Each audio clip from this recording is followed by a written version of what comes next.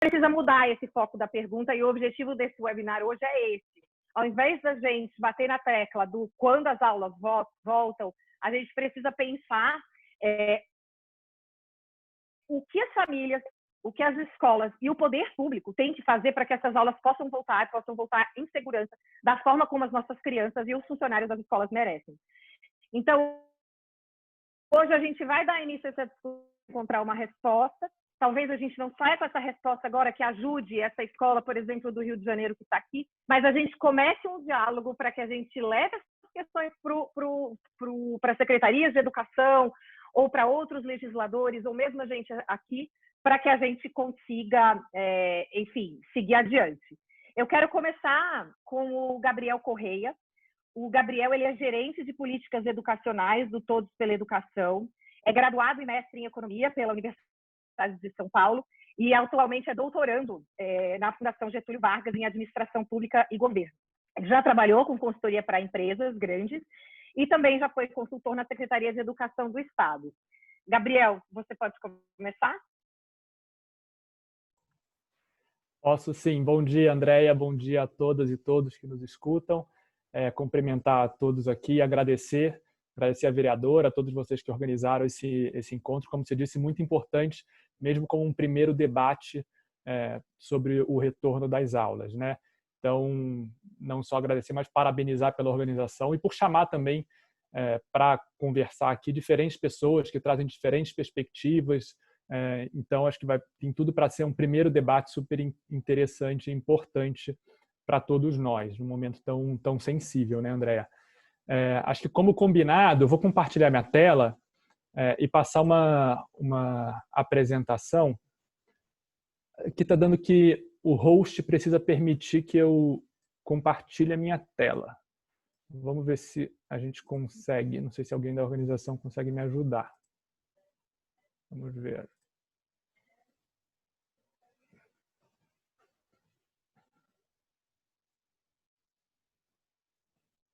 Você ouviu, André, que está dando que não está permitido compartilhamento de tela? Vocês têm que ir lá na configuração. Eu ouvi sim, eu já então pedi para a Verônica. Tá bom. Não sabia que você tinha ouvido. Agora foi, pronto. Ótimo, gente. Obrigado, Verônica. Então, eu vou compartilhar minha tela, uma apresentação super curtinha que eu preparei, tá, gente? Mais para iniciar o debate mesmo. Eu queria muito ouvir também os outros painelistas aqui desse debate, então não vou tomar muito tempo de vocês.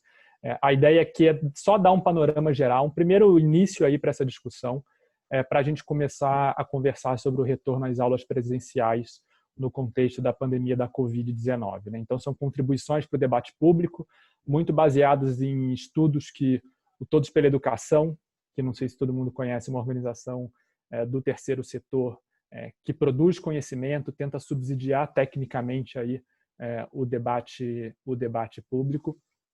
E então trago algumas contribuições, algumas reflexões para a gente começar esse debate tão importante. Então vamos lá. Acho que tem e aí só um primeiro ponto, eu não vou aprofundar em nenhum tema agora, a gente pode fazer isso ao longo da conversa, e a gente tem no nosso site, no site do Todos pela Educação, uma nota técnica que aí sim aprofunda os aprendizados que pesquisas, que experiências nacionais e internacionais têm de retorno às aulas depois de períodos mais longos aí de fechamento de escola. Então, fica aí o ponto de que tem no nosso site materiais mais aprofundados a respeito disso. Aqui, começando, então, uma primeira introdução, pontos mais gerais, que todo mundo já conhece, 3 pontos de contexto só para a gente começar a conversa. Tá? Um primeiro deles todo mundo foi pego de surpresa, né? Foi um tsunami inesperado, ninguém imaginava um fechamento de escolas tão repentino e os impactos que a pandemia traria para o Brasil. Então, a gente terminou a primeira semana de março praticamente todo mundo imaginando que era a vida normal, e a segunda ou terceira semana de março, praticamente todas as escolas do Brasil fechadas, né? Então, todo mundo foi pego de surpresa com o fechamento das escolas, o que me leva a um ponto de que ações emergenciais que foram feitas na educação, né? Então, todas as atividades de ensino remoto, a realocação de merenda para garantir a segurança alimentar dos alunos, essas ações emergenciais são muito importantes. Não dá para a gente tirar o peso delas. Mas todo mundo aqui sabe que a real mitigação dos efeitos da atual crise está no volta às aulas. E por isso esse debate é tão importante. O volta às aulas é muito importante, a gente não vai voltar de onde a gente parou. E aí o que eu acho muito importante desse debate, Andréia, a gente não sabe quando vai voltar. Essa é uma discussão que tem que ser feita com certeza com a saúde, mas, como você bem disse, é preciso começar a planejar a volta desde já, para não ser pego de surpresa de novo, né? Então, se a gente foi pego de surpresa necessitando de um monte de ações emergenciais para esse momento de fechamento, vamos evitar ter que correr contra o tempo no volta às aulas e começar a planejá-lo desde já? Então, toda essa apresentação aqui está muito baseada nesse planejamento de volta às aulas, no como voltar, que aprendizados que a gente tem para esse retorno. Mas só um PS que eu queria apontar aqui, quando a gente olha para os outros países que estão voltando às aulas, os países eles voltam em média 25 a 30 dias depois de chegar no pico da pandemia, depois de chegar no pico de novos casos. E o Brasil está longe disso, né? A gente não sabe quando vai ser o pico, então esse é um ponto importante que eu queria trazer aqui para essa discussão do quando voltar. Então, com base nesses 3 pontos de contexto, a pergunta que se faz tá bom, mas quais são os principais aprendizados de outras experiências para esse planejamento do volta às aulas? Sejam outras experiências que países estão fazendo no atual contexto, ou outras experiências de países ou mesmo redes nacionais que já passaram por períodos de fechamento de escolas, seja por greves prolongadas, por desastres naturais, por outras epidemias. Então, existem aprendizados importantes que a gente precisa levar em conta. E aí são 3 mensagens só que eu queria trazer, são 3 mensagens gerais, mas que eu acho importante para começar aqui o debate e que vem de aprendizado dessas outras experiências. A primeira delas, a primeira das 3 mensagens os desafios que as escolas vão se deparar no retorno às aulas presenciais, eles não conseguirão ser enfrentados apenas pelas escolas, sem apoio de outras áreas. Os desafios são muito grandes. O que eu quero dizer com isso? Os efeitos da pandemia, eles são multidimensionais, né? Eles afetam questões muito além da educação. Então, é claro que a gente precisa discutir aprendizagem, a gente precisa discutir todas essas questões escolares, mas o distanciamento social, o desemprego e a pobreza que já estão aumentando muito, né? Exponencialmente. Todas as questões de saúde, eles trazem para a educação, né, para as escolas, uns desafios de impacto emocional nos alunos e nos professores e nos diretores escolares, um risco grande de abandono e evasão escolar, a ampliação das desigualdades. E veja, não são problemas novos. Tem muitas educadoras e educadores aqui que sabem que são problemas que as escolas já enfrentam no seu dia a dia, mas são problemas escancarados e aprofundados agora com essa situação. Então, tudo isso para dizer que, pensando em poder público, pensando em secretarias, em prefeituras, em legislativo, a resposta adequada ela precisa ser intersetorial. Não adianta a gente colocar tudo nas costas da educação, tudo nas costas dos professores, dos diretores das escolas. Precisa ser feita uma articulação muito importante com saúde, com assistência social, que a vereadora, inclusive, quando sempre fala de primeira infância, sempre busca fazer isso, né?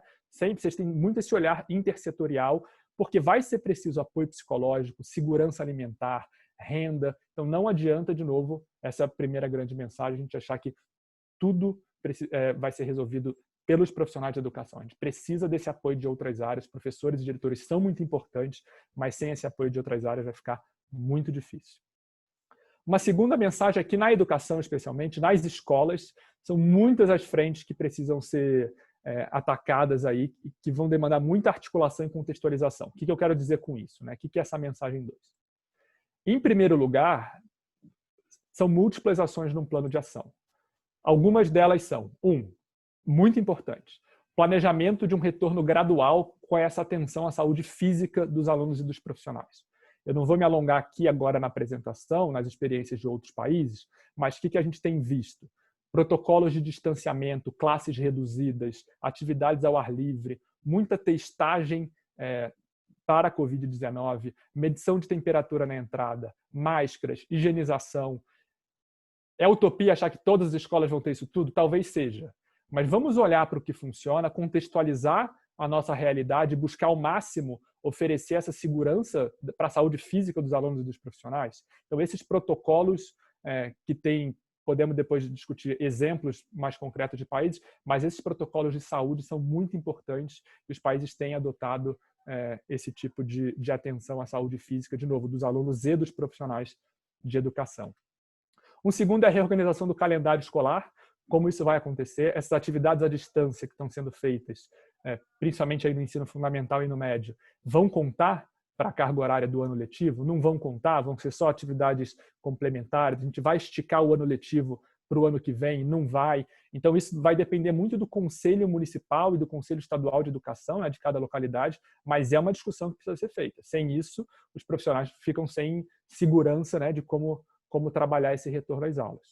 Um terceiro ponto, e aí, de novo, aqui menos focado em primeira infância, talvez, e mais em fundamental e médio, uma avaliação diagnóstica inicial de aprendizagem. Então, os países, a boa prática desse retorno de fechamento prolongado vamos avaliar os alunos, não para avaliar para punir alguma coisa, simplesmente para apoiar os professores e falarem, olha, essas são as principais dificuldades que a gente tem hoje dos alunos. Essas foram as principais lacunas criadas na aprendizagem. Então, muito mais para apoiar o trabalho do professor e aí oferecer programas de recuperação de aprendizagem com base nessas avaliações. Um quarto ponto, uma comunicação frequente com as famílias dos alunos. A gente tem visto aí em outros países que estão reabrindo e muitas redes do Brasil uma dificuldade nessa comunicação. As famílias se sentem inseguras em enviar seus filhos para as escolas, não sabem se eles vão ter segurança, não sabem que atividades, quando manda, porque muitas redes têm feito rodízios, Você vai para a escola segunda, terça e quarta, mas não vai terça e quinta. Então, aproximar essa comunicação frequente com as famílias é muito importante. E aí um quinto ponto que é fundamental, por mais angustiante que seja, é a preparação para possíveis novos fechamentos. A gente sabe que a pandemia existe um risco de virem novas ondas e que a gente vai precisar de novos fechamentos ao longo do tempo. Então, quanto mais a gente se preparar que isso pode acontecer, melhor. É importante a gente se preparar para esse tipo de situação. Ainda nessa mensagem 2, eu já comentei, uma cooperação e articulação entre os atores é importante. Não adianta a prefeitura ou a secretaria achar que vai resolver tudo sem atuar junto com o legislativo, com o judiciário, com os tribunais de conta, já que muitas dessas ações são inéditas, O Conselho de Educação, como eu falei, é um órgão normativo que vai normatizar essa carga horária, essas atividades. A rede privada não pode ser esquecida. Muitas vezes a rede privada ou as instituições filantrópicas são esquecidas desse debate, que precisam ser trazidas. A gente não pode só discutir escolas públicas ou só particulares e as famílias. E, por fim, pensando ainda em política pública aqui, as ações precisam ser contextualizadas na escola. Sem o engajamento dos professores e diretores, achar que a Secretaria de Educação vai enviar diretrizes a serem cumpridas, então você monta no seu gabinete umas diretrizes e manda todo mundo fazer, não é o jeito de fazer política pública. Dá trabalho, é preciso estabelecer essa comunicação de mão dupla entre secretarias e professores, entre secretarias e profissionais, para, a secretaria entender o que está acontecendo na escola, senão não vai entender, partir do princípio que é tudo igual, não dá certo, e, inclusive, dar discricionalidade, dar autonomia para as escolas tomarem uma série de decisões que precisam ser tomadas ali no dia a dia, no enfrentamento dessa situação tão atípica. Então, também aqui, não, sem aprofundar muito, mas só trazendo essa mensagem de que não adianta a gente achar que com um movimento que a gente chama de top-down, de cima para baixo, a gente vai resolver o problema como um todo. E aí uma terceira mensagem, para terminar aqui, as respostas ao momento atual podem dar impulso a mudanças positivas e duradouras. Aqui é um pouquinho, eu sei que a situação é muito difícil para todo mundo, mas é um pouquinho de otimismo com base em outras experiências aí. O que eu quero dizer com isso?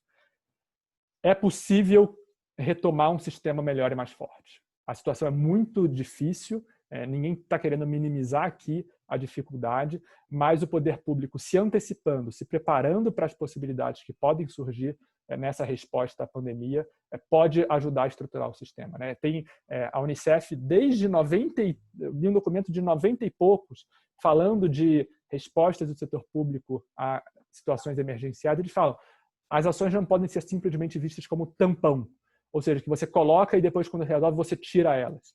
Você precisa pensar na resposta, porque muitos dos fatores que você coloca em ação agora, se eles forem perenizados, se eles forem bem estruturados, eles podem ajudar o sistema educacional em situação de normalidade. E o que eu quero dizer com isso, né? A gente tem, claro, alguns legados intangíveis que eu acho que o momento atual traz para a educação. Então, quem não está, principalmente quem tem filho hoje, está valorizando mais a educação, está valorizando mais os professores, o trabalho das escolas. A gente está vendo que, por mais que as escolas tenham muita desigualdade, sem elas é pior ainda. Então, a escola é um instrumento de redução de desigualdade. Então, tem esse legado intangível de valorização da educação, das escolas e dos professores, mas tem legados mais tangíveis. Então, quando a gente fala de atuação intersetorial, trazer a educação, a saúde, a assistência social, outras áreas para trabalharem juntas no atendimento daquelas crianças, aqueles adolescentes e jovens, isso não é só para agora. Como que a gente pode, quem não faz ainda, claro, fazer uma ação mais emergencial, mas perenizar isso, manter isso ao longo do tempo? O mesmo para essas políticas de recuperação de aprendizagem, o fortalecimento do vínculo da família e da escola, a tecnologia que está sendo tão, as pessoas estão tentando usar a tecnologia no momento atual, mas como que a gente usa ela ao longo do tempo de forma mais contínua e como uma aliada mesmo para a aprendizagem, né? Se o ensino presencial ele não vai ser substituído, ele não pode ser substituído, a tecnologia precisa apoiar o trabalho dos professores, apoiar o ensino presencial. Então, de novo aqui, só listando alguns temas que, conforme for, a gente aprofunda depois. Então, essas são as 3 mensagens. E aí, só um slide de conclusão final, para não alongar muito. Mensagens finais. Então, como a gente falou, o volta às aulas, a gente não sabe ainda quando ele vai ser, mas o como precisa ser pensado desde já, né? Em termos de poder público, de política pública, por exemplo, por que não montar um gabinete que está pensando ações emergenciais para esse momento de fechamento e também um gabinete que vai pensar no planejamento do retorno, né? Se você misturar muitas coisas, o apagar de incêndios do dia a dia pode consumir todo o seu tempo e a gente não planejar direito esse retorno que é tão importante. Um segundo momento, uma segunda mensagem final aqui, experiências de outros países, e a gente pode aprofundar isso, elas, se forem bem contextualizadas, isso é muito importante, né? Contextualizadas à realidade das escolas brasileiras, elas podem se inspirar. Não vamos reinventar a roda. Como a Andréa bem disse na introdução, existem já protocolos de saúde, de apoio psicológico, de redução de vulnerabilidade, de recuperação de aprendizagem, que a gente pode pegar e adaptar e contextualizar a realidade brasileira. Mas não precisamos inventar tudo do zero, né? Vamos aprender com quem já está fazendo. Se tem uma vantagem da pandemia ter começado depois aqui, é porque tem países na frente que conseguem ensinar com acertos e com erros para a situação brasileira. Terceiro ponto, não tem resposta única, né? Não adianta a gente achar que uma realidade, uma resposta vai atender a todos os municípios ou a todas as escolas do mesmo município. Isso é muito importante na discussão de política pública. E aí um ponto final é que, claro, o plano precisa contemplar isso que eu falei de possibilidades de futuros fechamentos. Infelizmente, isso pode ser uma realidade, mas a chance de reconstruir esses elementos que, perenizados, podem reforçar o sistema educacional. Então, aqui fica o finalzinho, apesar de reconhecer a criticidade da situação, o finalzinho de otimismo de que é possível sair melhor. Todo mundo vai precisar se reinventar, mas com foco, com atenção, com muita articulação, é possível a gente não só reinstituir o sistema educacional, mas reconstruí-lo a partir desse momento tão complicado que a gente está. Então, André, da minha parte é isso. De novo, mensagens iniciais aqui para a gente começar o debate. Aprofundamos essas mensagens nos documentos técnicos do Todos pela Educação. Quis passar mais um panorama geral aqui para vocês, para todo mundo que nos assiste. E fico à disposição aí para essa conversa, tanto agora, quanto futuros debates que vocês ou qualquer um que nos ouve aqui queira promover. Meu contato está aí na tela, já eu tiro a minha apresentação. Então é isso, André. Obrigado, viu? Obrigada, Gabriel. Muito obrigada. E agora eu vou passar a palavra para a Janaína. A Jana conseguiu entrar, né?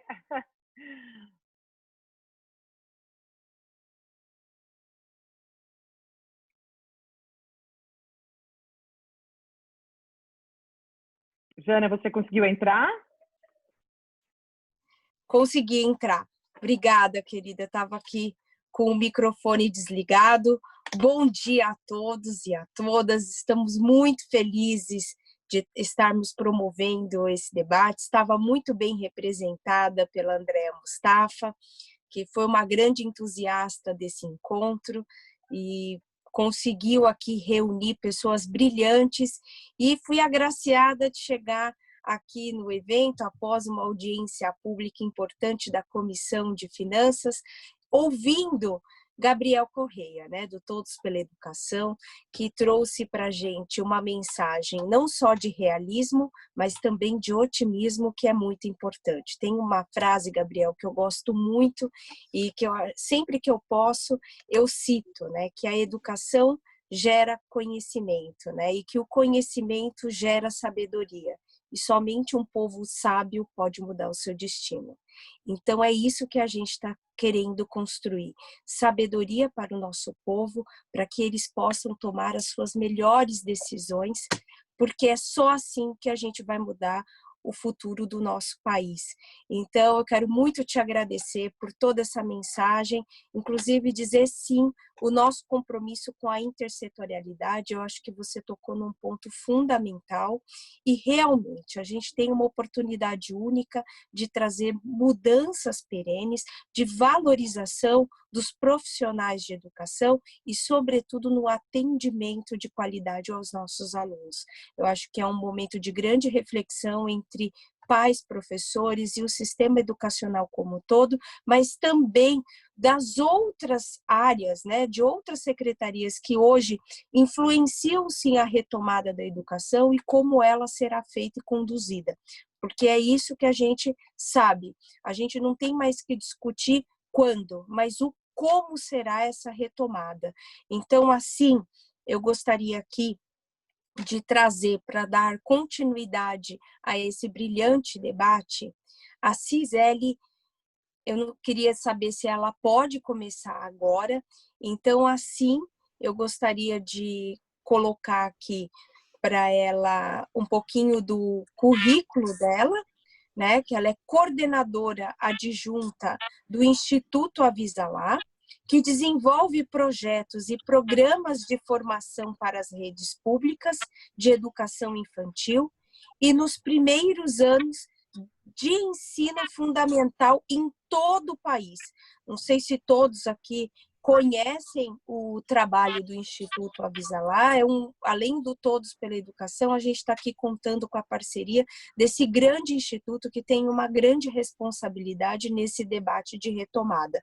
Então, com isso, eu gostaria aqui de chamar a Cisele Ortiz, que é psicóloga, especialista em educação infantil, atuando há mais de 40 anos na área, professora do curso de pós-graduação do estudo das infâncias de 0 a 3 anos, do Instituto Singularidades, outro instituto maravilhoso, membro da diretoria da ABEB, Associação Brasileira de Estudos sobre Bebês.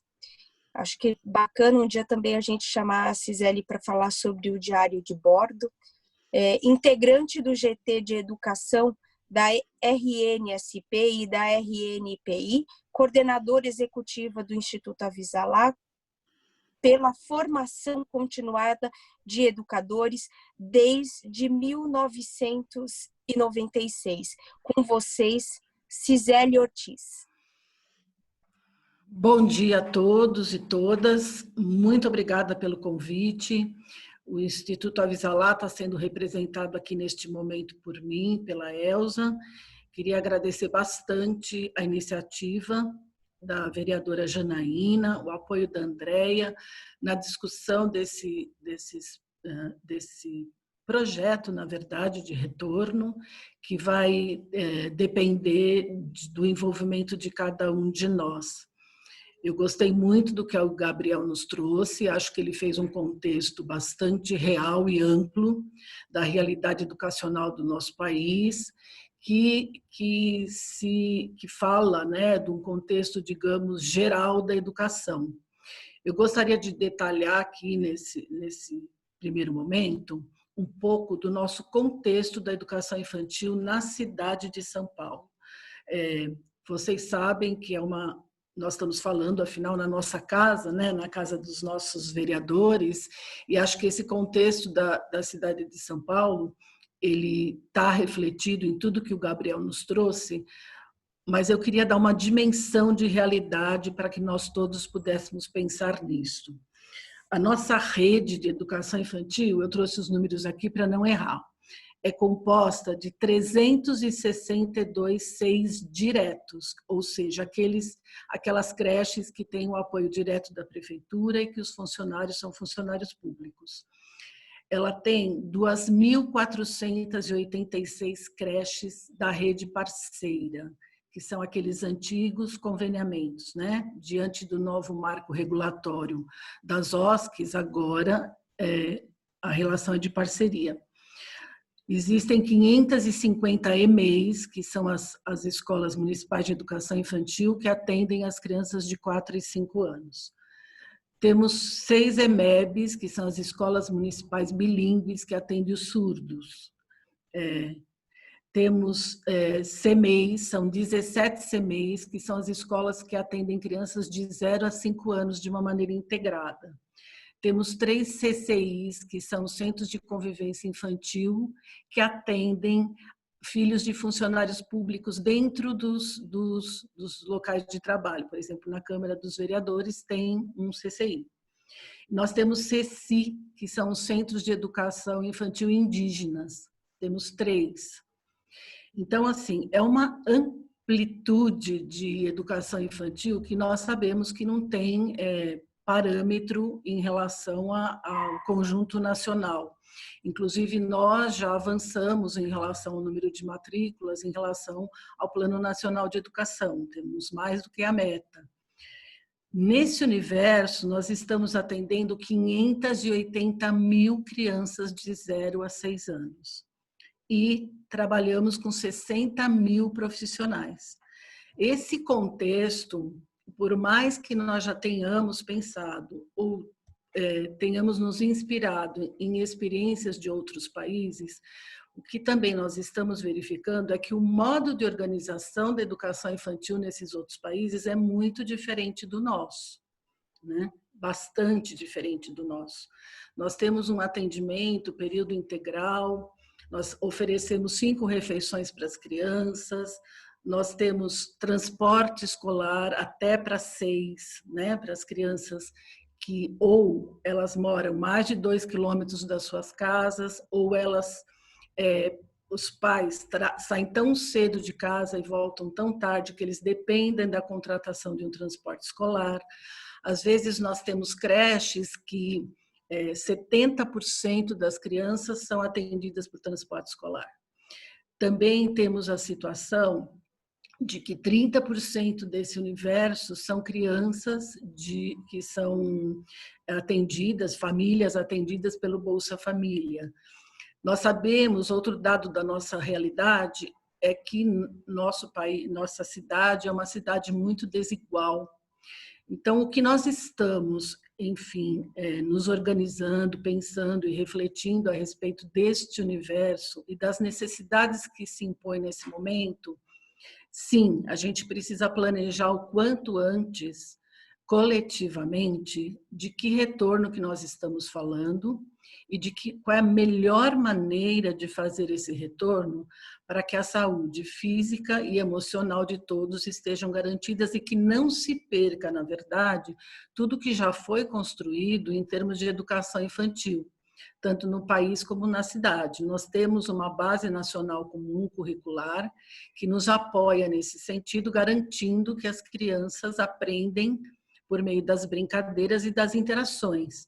Como garantir isto neste retorno de uma maneira adequada? É um problema que se impõe diretamente na acolhida das crianças e na acolhida de seus familiares. Diante do que o Gabriel trouxe aí desse cenário, o que poderia ser, estamos falando aqui de uma contribuição hipotética, não é? Nós não sabemos na realidade como nós vamos resolver esse problema, estamos começando a discuti-los junto, isso é importante. Quando a gente quer que as pessoas participem, a gente tem que abrir canais de escuta. Então, a primeira coisa que a nossa prefeitura municipal podia fazer era abrir canais de escuta sobre essa realidade da educação infantil. O que as famílias estão sentindo? Quais são as expectativas das famílias? O que elas precisam agora e o que elas precisam no futuro? Como é que os profissionais da educação infantil estão se sentindo? O que eles precisam no momento, o que eles precisarão no futuro? Uma maneira de organizar essa escuta seria por subprefeituras, por prefeituras regionais, porque nós temos 32 prefeituras regionais e esses distritos que fazem parte dessas subprefeituras são muito diferentes uns dos outros. Eles têm realidades diferentes, demandas diferentes, vulnerabilidades diferentes. Nós temos 10 distritos que foram eleitos pela prefeitura para receber uma ação bem intensiva, focada no que foi acordado no plano municipal da primeira infância. Nós temos um plano de primeira infância na cidade. A gente já tem um acordo de todas as secretarias para olhar a realidade das crianças de 0 a 6 anos em todas as suas dimensões, não só na escolar. Esse plano precisa estar na nossa cabeça. O que o plano traz, o que o plano sugere, de que jeito que o plano já está articulado nessas prefeituras regionais. Nós precisamos de dados. Sem dados, a gente não consegue traçar políticas públicas. Dessas famílias que têm as crianças de 0 a 6 anos, como é que está a situação do Covid nessas famílias? A gente tem notícias, muitas vezes, que tem 4, 5 pessoas que foram infectadas. As pessoas perderam parentes, perderam, enfim, renda, perderam trabalho. Como é que a gente dá sustentação para essa família? Como é que a gente prioriza o atendimento dessa família olhando as políticas integradas? E quando a gente fala de protocolo, com certeza a gente tem que pensar na questão da educação, na saúde, na assistência, no trabalho, como é que a gente garante a saúde do trabalhador. Todos os profissionais poderão voltar ou não? Se tem profissionais que estão em situação de risco, como é que a gente consegue preservá-los? Se as pessoas não estão sendo testadas, como é que a gente sabe se elas estão imunizadas, se não estão imunizadas, que grau, né, de Covid elas tiveram, se tiveram sequelas, porque é outra coisa que nós não sabemos também. E o trabalho também se refere ao trabalho da mulher, né? Essa pressão que a Andrea falou no início, né, das famílias quererem que as aulas voltem o quanto antes, ela é muito real mesmo, porque a gente sabe que nos ambientes domésticos a pressão sobre a mulher ela é muito grande, né? Não só para os cuidados com as crianças, com os cuidados com a família em geral, com os cuidados com a casa e com o trabalho, enfim. Por mais que nós tenhamos evoluído nessa dimensão da participação de todos na família dos cuidados e da educação das crianças, nós sabemos que esses cuidados são desiguais, né? E que a mulher é pressionada muito nesse momento. Se a escola não voltar, como é que a gente garante a integridade desta mulher, em especial da mulher, eu estou falando, que vai sair para trabalhar e não tem com quem cuidar, não tem com quem ficar os seus filhos? Alguns serviços e alguns negócios vão ser abertos. As crianças não têm escola. Como é que a gente garante que essa família pode ser sustentada e atendida? Por isso que o Gabriel falou que a questão da assistência ela é muito importante nesse momento, porque ela pode, de fato, agregar, né, essas dimensões diferentes das composições familiares que nós temos.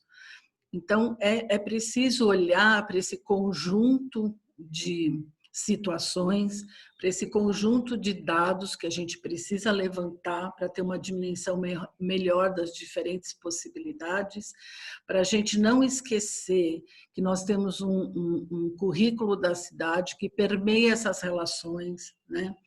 Para a gente não esquecer que nós temos creches de diferentes tamanhos. Nós temos creches muito pequenininhas, com 50 crianças, e nós temos creches com 600 crianças. nós temos que planejar esse retorno de maneira diferenciada nesses dois ambientes. Pelo acompanhamento que nós fazemos por meio da Rede Nossa São Paulo, nós sabemos que tem escolas que ainda não têm ambientes externos nessa faixa etária. Como é que a gente vai atender crianças, reduzindo, né, o número de crianças por profissionais, se eu não tenho nem ambiente externo para poder repartir as crianças, digamos assim.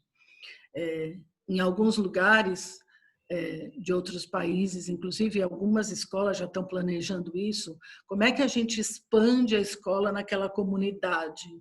Será que teriam, por exemplo, outros ambientes que poderiam, neste momento, receber crianças para que esse distanciamento pudesse ser maior?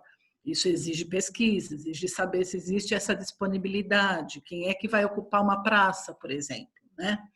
Essa praça, ela pode receber as crianças de uma maneira adequada, de uma maneira coordenada com outros equipamentos públicos da região, para que isso possa ser feito. Então, por enquanto, nós temos mais perguntas do que respostas, mas a gente pode antecipar qual vai ser a nossa base, né? A nossa base de dados, a nossa base de realidade, para a gente poder prever as questões que vão surgir ao longo desse projeto todo, dessa proposta toda. Então, se a gente pensar que nós temos esse universo, que nós temos um plano municipal da primeira infância, que nós temos 32 subprefeituras, 13 DREs, será que nós não poderíamos constituir comitês da primeira infância em cada uma das DREs para pensar no retorno às aulas da educação infantil? Será que nós não podemos envolver nesse comitê todas essas secretarias ali regionais que olham para aqueles seus distritos, que olham alguns distritos desses, vocês sabem, eles são maiores do que muitas cidades brasileiras. Se a gente olhar, por exemplo, a Heliópolis, nós temos 200 mil pessoas em Heliópolis. Tem muita creche, tem muita escola ali, no meio daquela região, que pode ser atendida de uma maneira diferenciada. Temos que olhar para essa realidade de Heliópolis, temos que olhar para a realidade de Paraisópolis. Enfim, como é que a nossa cidade se constitui nas suas diferentes realidades para poder construir intervenções adequadas para aquele público, para aquele momento, para aquela situação, tratando cada região como uma cidade em si, por exemplo. Outra coisa que é fundamental nessa constituição desses comitês é ouvir que a participação seja efetiva, ela não seja uma participação distante. Nós precisamos ouvir os professores das escolas quanto a qual é a contribuição deles, qual é o conhecimento que eles já têm, que eles já construíram em relação à saúde, em relação aos cuidados com a criança, em relação ao currículo da educação infantil da cidade, e o que eles acreditam que seria possível que esse retorno garantisse de fato, né? Eu acho que a gente valoriza muito pouco a contribuição que as próprias redes têm. As redes têm pessoas muito bem formadas, têm especialistas, têm profissionais com 2, 3 pós-graduações, enfim, eles podem, de fato, trazer contribuições muito ricas sobre esses dados de realidade e a organização e funcionamento das creches e das pré-escolas. Então, eu acho que a gente precisa, dentro desses comitês da primeira infância, trazer os profissionais da educação infantil com bastante valor e com bastante propriedade. E a gente também precisa ouvir as famílias.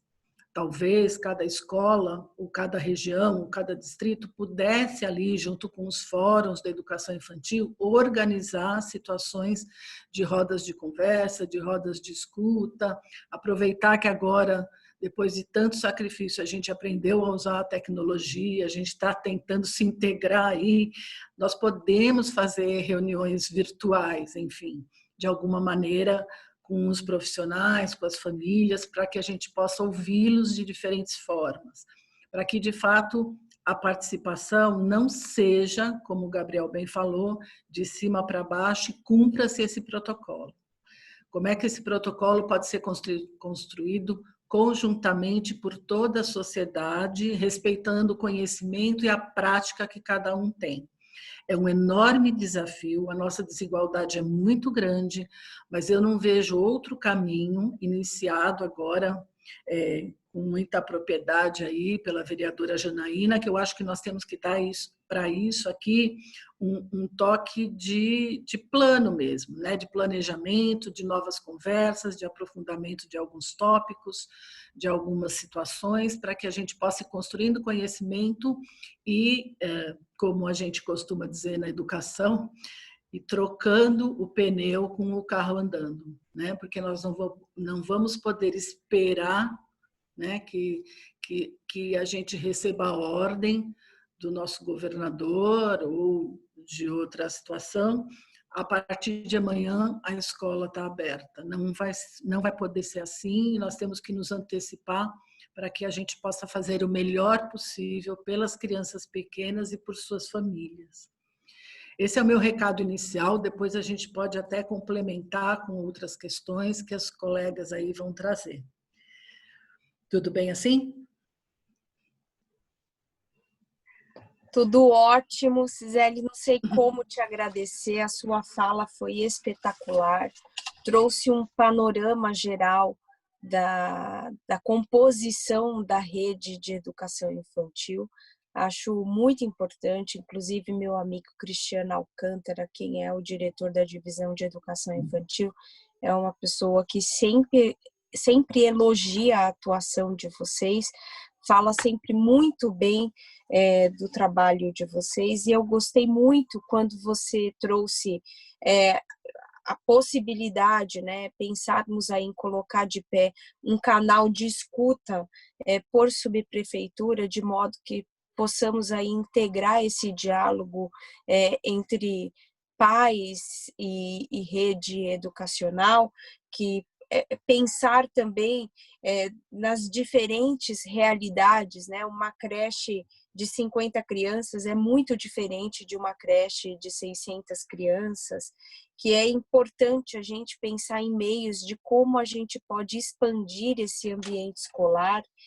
E eu acho que o fundamental aqui, que eu acho que para todos aqui que ocupam um espaço no poder público, é a capacidade de desenvolver uma escuta genuína da rede, que realmente a rede tem pessoas muito qualificadas, isso eu posso falar por mim, eu não sou especialista em educação, o meu lugar de fala na educação é por ter a minha vida transformada pela educação.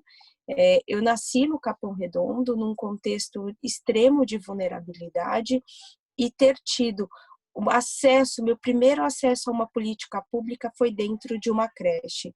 E essa oportunidade foi um divisor de águas na minha primeira infância. Então, meu lugar de fala é de uma pessoa que teve a sua vida transformada e impactada pela educação, e eu só consegui desenvolver como o plano que você mencionou, né? A lei, né, que é o marco legal da primeira infância aqui do município, que culminou, né, nesse plano da primeira infância, que hoje já garante mais de R$1 bilhão de recurso para o desenvolvimento dessas políticas públicas, a gente só conseguiu porque a gente teve capacidade com o apoio do executivo, e o executivo abraçou essa causa e liderou isso, simplesmente por termos ouvido a rede e a sociedade civil, a academia. Então, é muito, muito, muito, muito importante isso que você colocou, e eu espero de verdade que dessa primeira iniciativa, desse primeiro encontro, realmente a gente consiga colocar de pé um plano. E a gente continua aqui com o Instituto Avisalá, mas agora eu gostaria muito de ouvir a Elza, que também é do Instituto. A Elza Corse de Oliveira, ela é nutricionista, bióloga, formada pela USP desde 1971. Realmente a Elza vai contribuir muito com a sua especialização em saúde pública pela Secretaria de Saúde do Governo do Estado de São Paulo. Foi fundadora e formadora do Instituto Avisalá, das equipes de gestores e operacionais desde 1986. É professora no curso de pós-graduação do Instituto Singularidade, especialização para pedagogos de 0 a 3 anos. Então, eu quero muito aqui agradecer mais uma vez a presença significativa do Instituto Avisalá, e eu gostaria de passar a palavra agora para a Elza, para ela poder fazer suas considerações iniciais e também registrar seu ponto de vista aqui no nosso encontro.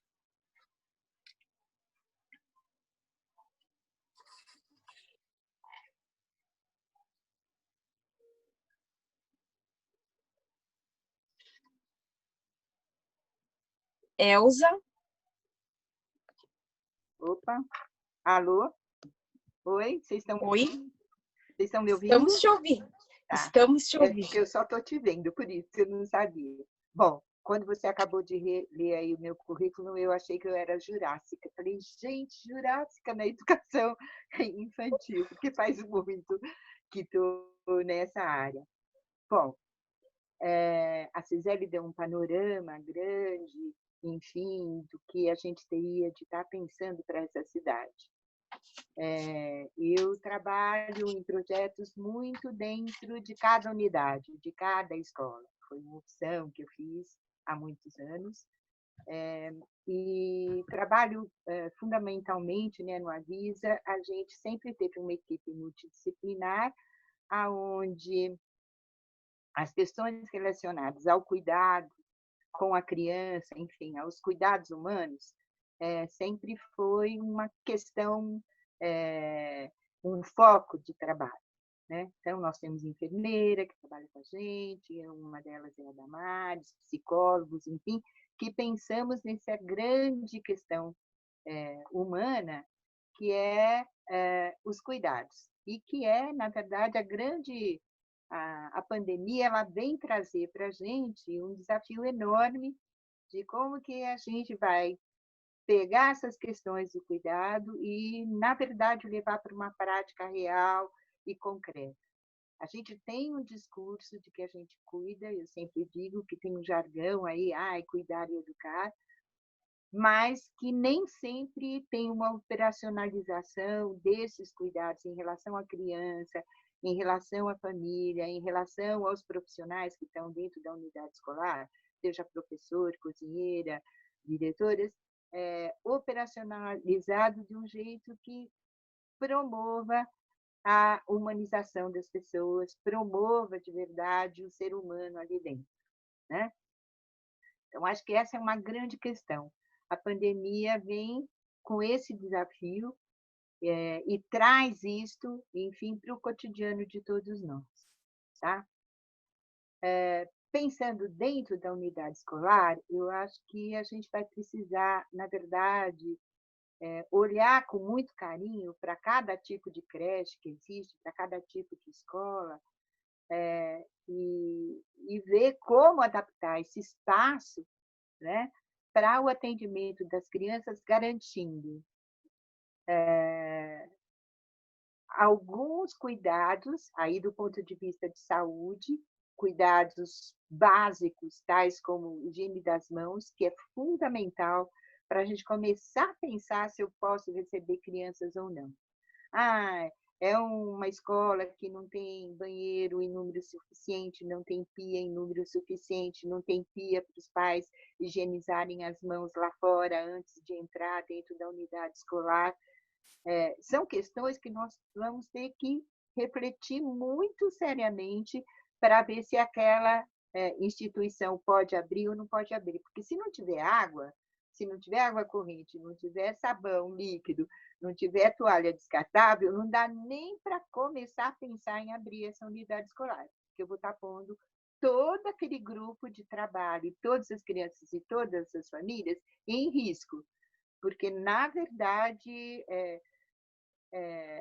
é fundamental que eu higienize essa grande luva, que é a minha pele, que é a minha mão, enfim, para diminuir a possibilidade de transmissão do coronavírus, né, desse vírus particular. a gente também vai ter de estar pensando que tipo de conhecimento esta equipe, tanto de professores como de cozinheiras e faxineiras, elas deveriam ter construído e deveriam ter introjetado de forma até autônoma em relação à transmissão. Eu entender o que é a contaminação, entender de que forma que a contaminação se dá, entender, aprofundar essa questão, pensar como é que esse vírus, que é tão desconhecido ainda, mas ele tem similaridade com outros vírus com os quais a gente já lida no cotidiano escolar, para que eu possa desenvolver práticas e, na verdade, assumir protocolos de cuidados pessoais de forma autônoma e de forma que ele esteja também automatizado, para que eu possa estar garantindo as demais questões. Porque, por exemplo, com o bebê, não basta só eu ter cuidados físicos, eu vou ter de ter outros cuidados de interação, cuidados com o desenvolvimento da autonomia dessa criança, eu vou ter de estabelecer uma interação qualificada e com afetividade, para que eu, por exemplo, isso quando é feito? Ele é feito em alguns momentos dentro da unidade escolar, quando o trabalho do professor, enfim, ele é muito individualizado, por exemplo, numa troca, né? O adulto, para ele poder interagir de forma qualificada, que é um tipo de cuidado, né, que é cuidado das relações, se eu não tiver introjetado, se eu não tiver treinado, na verdade, não é só uma formação, é uma formação e um treinamento que eu vou ter para que cuidados eu devo ter, por exemplo, numa troca, para que eu possa interagir com essa, garantindo a interação das crianças. Porque se eu ficar preocupada só com o protocolo, eu não dou conta da interação. Eu não sei se vocês conseguem entender isso que eu estou falando, né? Então, eu vou ter de pensar nas relações, eu vou ter de pensar nos protocolos e vou ter de pensar que eu tenho de ter uma formação e um treinamento mesmo nos protocolos de saúde ou de cuidados pessoais, muito antes de iniciar a volta à escola. Nesse período que a gente está em recesso, aqui no afastamento, nós vamos ter de pensar como é que nós vamos fazer isso. Que desafios nós vamos ter de resolver, mesmo todos os protocolos ainda que eles não estejam todos fechados. A Damares, que é uma parceira de trabalho, que é enfermeira, doutora em enfermagem e tal, ela tem um capítulo de um livro que foi escrito já em 2004 e tal, e que a gente andou lendo junto, pensando e refletindo muito sobre isso, e que a gente viu que lá em 2004 nós já falávamos dos protocolos e que são protocolos que cabem como uma luva ainda hoje em dia. Que livro é esse? É um manual, na verdade, né? Chama Creche e Pré-Escola, uma abordagem de saúde. Quem organiza é a Lana Hermelindo da Silva dos Santos. E quem escreve esse capítulo particular que eu estou olhando para ele, que é higiene e precauções e padrões em creche, enfim, para a construção de um ambiente saudável, a Damares Gomes Maranhão, que é uma enfermeira, e a doutora Eneida Sanches Ramos Bico, que, na verdade, é uma enfermeira que trabalha na epidemiologia, né, do município. Ela é uma funcionária aí do município e é uma das pessoas que mais entende, nesse momento, das questões ligadas a pandemias, endemias, enfim. E que esse trabalho, né, eu até abri aqui o livro do lado para seguir um pouco a rotina de como é que a gente vai pensando nas questões de saúde. Essa é uma pessoa que vocês teriam de convidar para trazer, na verdade, para essa discussão, porque ela está, enfim, no meio da pandemia, no meio da crise aí, da emergência, pensando quais são, enfim, as condutas ou os procedimentos, os critérios que a gente teria de construir para uma creche poder abrir ou não. Então, acho que, pensando nos critérios, eu tenho de pensar numa coisa do espaço, eu tenho de pensar em questões relacionadas ao cuidado com a criança, aos cuidados com os funcionários e com a família. todo mundo vai ter de entender muito bem quais são as formas de contágio, como é que a gente se contamina com o coronavírus, como é que esse fenômeno se dá, né? E a gente poder, na verdade, dar respostas também, poder treinar isso de um jeito que as condutas elas se tornem praticamente automáticas, para eu poder garantir outros tipos de cuidados, seja da relação, seja da educação, enfim. Eu também fiquei pensando que tem algumas coisas que a gente teria de ter como exigência, né? Então, ter organizado dentro da unidade escolar que todas as salas, ou o maior número de espaços possíveis, tenham água corrente, sabão líquido, enfim, toalhas de papel, né, cestos adequados, para que a mão das crianças possa e dos adultos possa ser lavada com muita frequência, tá? Por quê? Porque um dos grandes transmissores, um dos grandes caminhos para contaminação, na verdade, é a mão. Não é que a mão traz a doença, mas, na verdade, a gente toca superfícies que estão contaminadas, a gente tem o hábito muito tranquilo de levar a mão no rosto, do rosto... The Bluetooth device is ready to pair. Né? Sim, essa... The Bluetooth device is connected successfully. Enfim, tem algum som aqui entrando. Eu peço que todos, enquanto tiver um orador falando, permanecer com o microfone fechado. Por gentileza, queridos, peço que todos verifiquem isso. Por favor, Elza, continue. Tá, então, a questão de como é que eu posso, na verdade, proteger as crianças, não é? A higiene das mãos ela é fundamental, ela tem que ser uma coisa garantida em todos os espaços. Não dá para eu pensar que eu tenho um banheiro que está a 20 metros do refeitório, que eu possa ir lá e usar. Eu vou ter de ter pias com material adequado para eu poder, no refeitório, para eu poder receber essas crianças, porque as crianças elas não vão seguir ordens básicas que os adultos seguem. Não adianta para eu falar para a criança, vamos lavar a mão e não encosta a mão em nada. Gente, ela vai passar a mão na parede, no amigo, enfim, porque é assim que a criança age e a gente não vai conseguir mudar essa postura. Então, o que a gente tem de mudar? A gente tem de planejar os ambientes para estar garantido alguns cuidados básicos, não é? Vamos ter de fazer triagem das crianças na chegada ou não? Eu acho que a gente vai ter de fazer uma reflexão muito grande se, na verdade, num processo de entrada, eu consigo selecionar a criança para entrar ou não. Medir a febre da criança todos os dias, lá a hora que ela entra, me garante que as crianças só as crianças saudáveis vão entrar. Não é verdade, porque, na verdade, o coronavírus ele tem de 48 a 24 horas se eu for contaminado, sem nenhum sintoma e eu estou transmitindo. Então, esses conhecimentos ele tem de estar presente dentro desse grupo. A professora tem de conhecer muito bem a criança. E o que a gente sabe também é que quando as crianças estão contaminadas e transmitindo para os adultos e para os parceiros, ela muitas vezes tem a doença toda e não tem nenhum sinal de febre.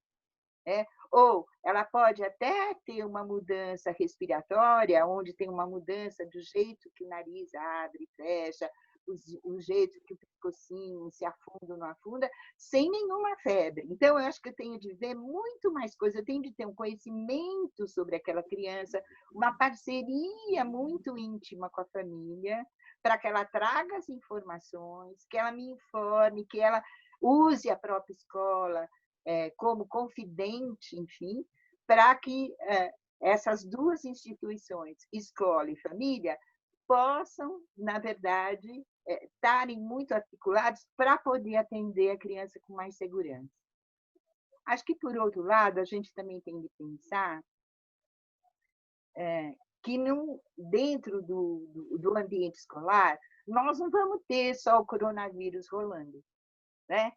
Não é porque chegou o coronavírus que outras questões não estão em pauta em termos de saúde, propriamente dito. A gente vai continuar tendo rotavírus, a gente vai continuar tendo bactérias de outra ordem, contaminações de outra ordem e tal. Então, os cuidados que eu tenho de tomar que eu já vinha tomando, que o número significativo de escolas já vinham fazendo, eles só vão ter de ser retomados e aprofundados. A gente também tem informações, dados, que apesar de terem protocolos já existentes, tem um número significativo de professores que, quando você pergunta se ele passou por uma formação em relação aos cuidados de higiene da criança ou cuidados com o espaço, um número alto de quase 40% nunca teve nenhum contato com essa formação específica. Tá? Ele não tem no currículo do pedagogo, né? Ele só vai ter lá na pós-graduação, quando ele faz uma especialização, e a gente vai ter de pensar que se eu quero formar, e que isso vai ser para sempre, porque a gente tem essa pandemia hoje, mas do ponto de vista da biologia, a gente acha que entre 10 e 20 anos para frente teremos outras, de outra ordem, que a gente não sabe. Por quê? Porque existe uma aproximação muito grande da cidade e do jeito que, enfim, o modo de vida humano nesse momento está organizado, onde a gente vai invadindo os ambientes silvestres e a gente vai tirando os animais silvestres lá do lugar dele, e ele vai se adaptando à cidade, e ele é que é o portador ou depositário de uma série de vírus que a gente nem conhece, assim como o coronavírus, que é um vírus que este específico a gente conheceu no dia 31 de dezembro de 2019. Ele tem aí 5 meses de descoberta. O que a gente sabe dele? A gente sabe pouco ainda. Né? A gente sabe como ele se transmite, que é através de gotículas, que se depositam sobre superfícies, ficam um tempo no ar. Quando eu falo, por exemplo, agora eu estou falando aqui na frente do computador, aqui deve ter milhares de gotículas, não é? Então, quando eu sair daqui, eu teria de limpar. Se eu morasse com mais alguém, né? Agora eu moro sozinha, estou morando sozinha, então a vida fica até mais fácil, porque são gotículas minhas mesmo. Mas se eu compartilhasse o ambiente com outra pessoa, eu teria de higienizar isso daqui tudo. Qual é o sistema mais seguro de higienização? Na verdade, o sistema mais seguro é água e sabão e esfregação. O que é isso? E nem precisa esfregar muito, porque o coronavírus é um vírus vagabundo, ele morre com sabão. E um vírus tão difícil dentro do corpo humano, tão complexo para a gente poder tratá-lo. A gente mata com água e sabão, quando um monte de outras bactérias, outros vírus, a gente não destrói com água e sabão. Esse vírus, graças aos céus e à natureza, ele morre com uma coisa muito simples, que é água e sabão. Ah, eu não tenho água e sabão? Então, álcool, gel, 70%, ele também morre depois de 1 minuto ou 2. Né? E ele também morre com cloro, que são todas coisas muito baratas, que estão no cotidiano e que é uma bênção a gente ter isso. Porque, por exemplo, o ebola, que mata 90% das pessoas, não morre tão facilmente. O HIV não morre tão facilmente. Você tem de ter uma técnica muito mais complexa. Então, nós vamos ter de usar a higiene das mãos, e ela tem de virar para nós como um rito, algo que a gente tem de fazer muitas vezes e que todo mundo tem de fazer. E se alguém quebrar essa cadeia, não lavar a mão de forma sistemática, eu tenho de ter claro que eu estou botando outros em risco, porque é difícil eu saber se eu estou contaminado ou não. Outra questão que a gente vai ter de pensar é que paramentos, enfim, as pessoas vão ter de usar para o trabalho. Que a gente viu aí, a Damares e eu pesquisando, revirando, a gente viu que a máscara de boa qualidade, descartável, a máscara cirúrgica tradicional, de boa qualidade, descartável, para os profissionais da unidade escolar, ela seria suficiente. E a mais segura? Por quê? Porque não dá para eu pensar que vai ter o poder usar máscara de pano, porque teria de usar muitas máscaras, cada um teria de ter muitas máscaras, cada um teria de lavar suas máscaras ou levar para casa, e não seria uma só, porque uma máscara dá para, no máximo, a gente usar 2 horas. Então, nós vamos ter de pensar em tudo isso, vai pensar que tem de ter dinheiro para comprar isso, que eu vou ter de ter garantido papel, né? Porque também não dá para pensar em toalhinhas de tecido, mesmo que seja individualizada, nesse momento. É impossível pensar, vai ter de ser papel descartável, para eu ir cortando as possíveis cadeias de contaminação. Banho não vai ser possível, eu acho, fazer dentro da unidade escolar, exatamente pelo problema da toalha. O que eu faço com a toalha? Aonde que eu boto ela para secar? Porque vai ir e vir dentro da mochila? É possível a mãe mandar isso? E fora que, assim, o quanto menor a manipulação que eu tiver dentro da unidade escolar, menor também vai ser a minha contaminação. Eu adulto, estar contaminando a criança, ou a criança está contaminando o adulto, não é? Então, acho que são coisas que nós vamos ter de pensar. Eu estou só jogando no ar algumas questões assim, que a gente já conseguiu pensar, já conseguiu amarrar. E aí eu volto a indicar esse livro, porque ele tem todos os procedimentos. De quanto de cloro eu preciso para limpar uma superfície, que superfícies que devem ser limpas, ter introjetado todos os profissionais, o que é limpeza, o que é desinfecção, como que são os procedimentos para se fazer, né? Já tem experiência acumulada nisso. Um número significativo de creches em São Paulo que a gente foi fazendo formação mudaram muito as suas atitudes, mas eu ainda avalio que num momento de muito risco para as crianças e para os adultos, a gente vai precisar ser muito mais atento do que a gente já foi antes, né? Só para vocês terem uma ideia, teve uma pesquisa feita por um epidemiologista que é brasileiro, vive em Pelotas, eu não lembro o nome dele, mas depois eu posso trazer. Ele fez um doutorado na Inglaterra estudando as creches de Campinas, né? E aí ele foi analisando as ocorrências de saúde, o número de crianças que morriam, estudando como era a higienização desses ambientes, né? E aí o que a gente viu? Que sempre tem alguém que, apesar de conhecer os protocolos, ele rompe o protocolo em algum lugar, porque ele volta à experiência doméstica, né, que é a que está introjetada na gente, para um ambiente coletivo.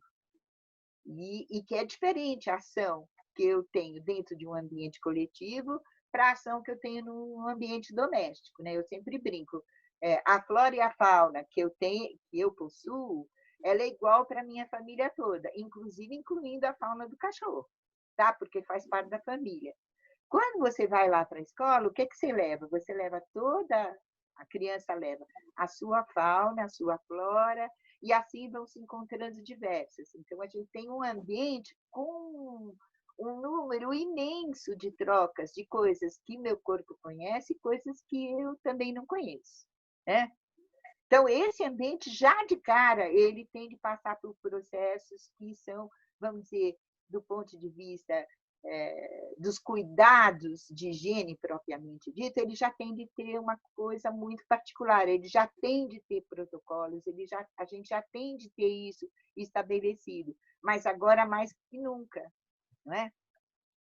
Também outra coisa que a gente sabe, que as crianças que frequentam escolas, esse ambiente coletivo, elas são crianças que correm um risco maior em um adoecimento, por exemplo, de doenças respiratórias, que não seja o Covid, ou outras doenças infecciosas, de um adoecimento mais grave para a criança.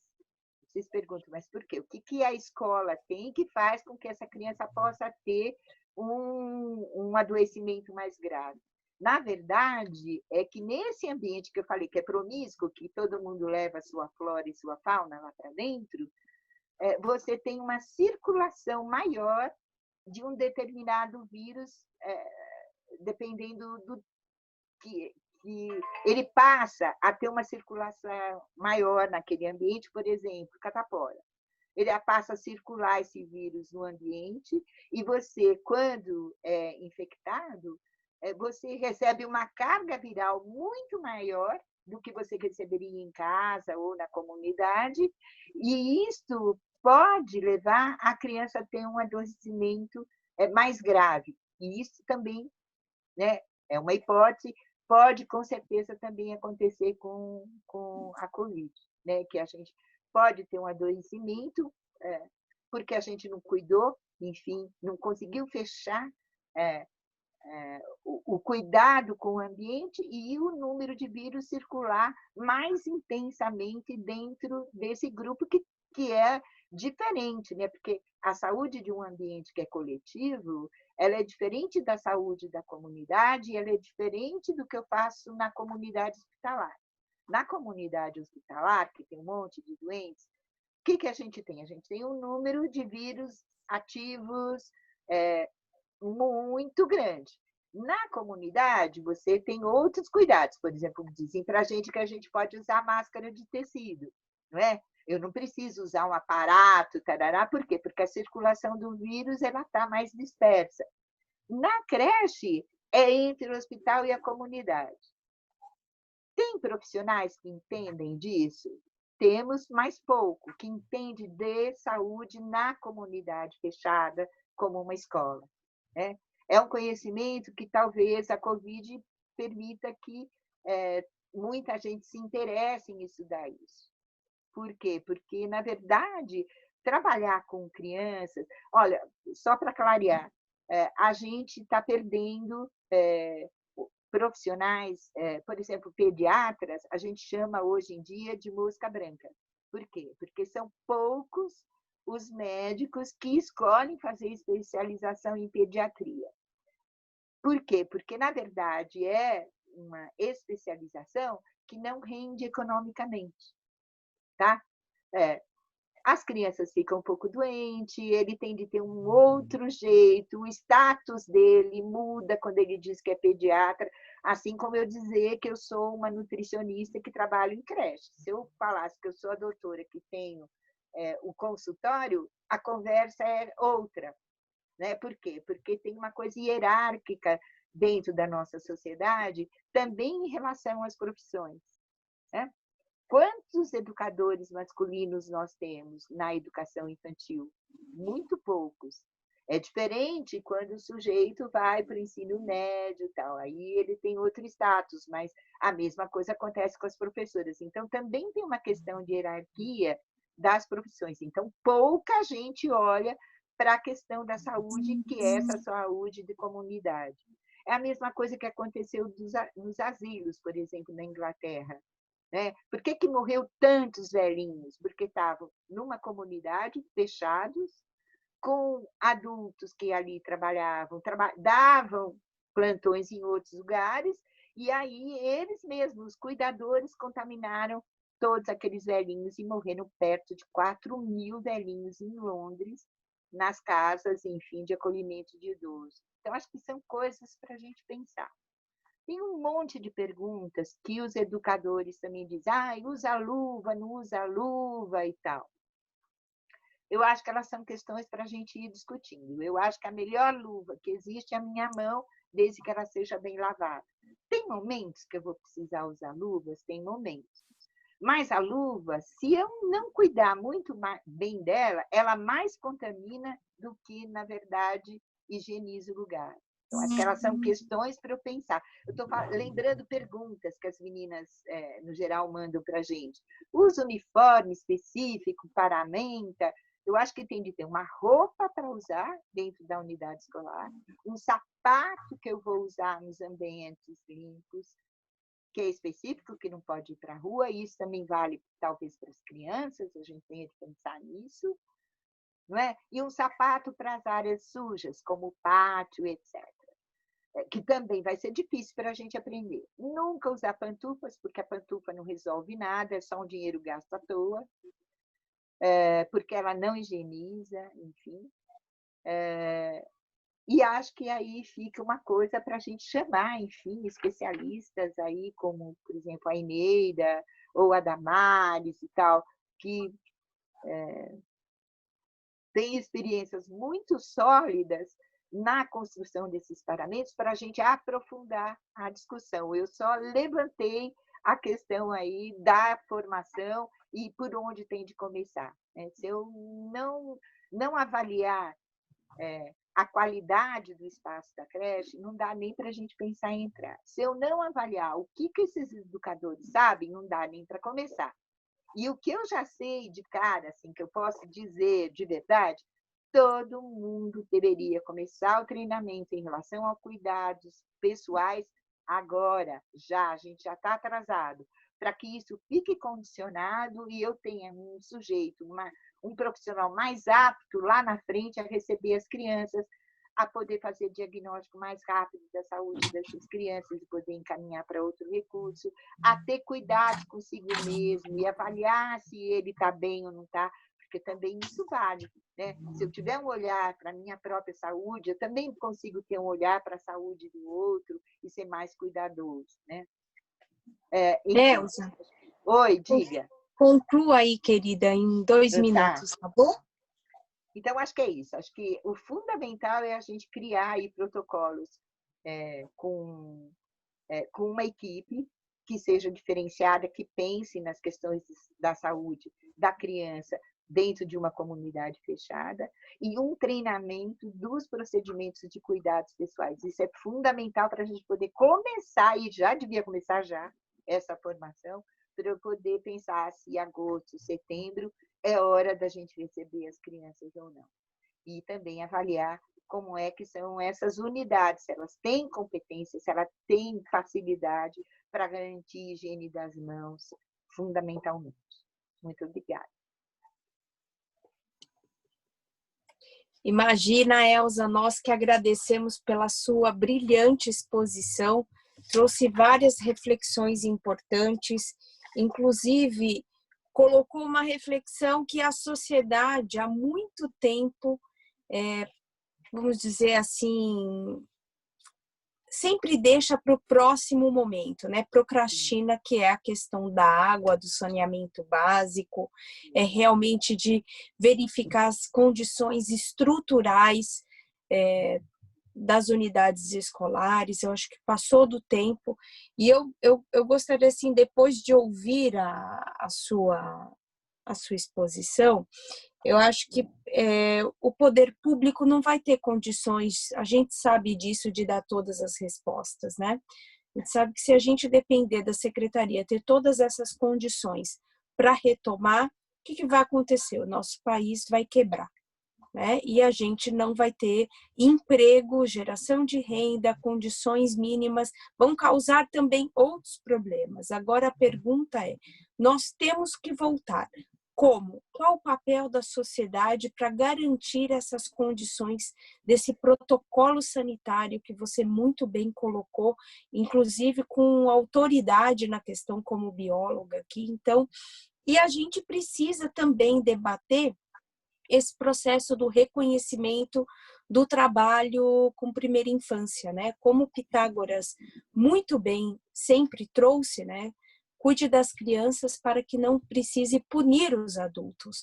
E é uma frase que não entrou na sociedade. Tem uma outra que eu gosto muito, que é muito mais fácil construir crianças fortes do que consertar adultos quebrados, né? Então, todas as vezes que a gente vê todos esses problemas de relacionamento, inclusive no nosso meio aqui, do qual eu faço parte, que é o meio político, a gente vê muitos comportamentos e nitidamente uma pessoa que tem o mínimo de conhecimento em psicologia, em educação infantil, percebe que são problemas infantis mal resolvidos e que isso se concretiza em problemas não só de caráter, mas de comportamento desses adultos, refletindo e impactando a vida de milhões de pessoas. Então, é muito importante esse debate na valorização do profissional que trabalha com crianças de 0 a 6 anos, principalmente, que são a idade mais importante, é ali que está a formação do cérebro. Então, é muito importante a gente debater isso. Então, por isso eu quero aqui agradecer a qualidade das informações que você compartilhou e as reflexões. Mas eu só gostaria que você, para a gente depois, num segundo momento, voltar esse papo, pensar em como viabilizar, né, tendo o ator, né, da Secretaria de Educação e todos os atores estratégicos do Executivo e do Legislativo, no sentido de aglutinar, mas qual o papel de como que a gente pode viabilizar com a participação da sociedade?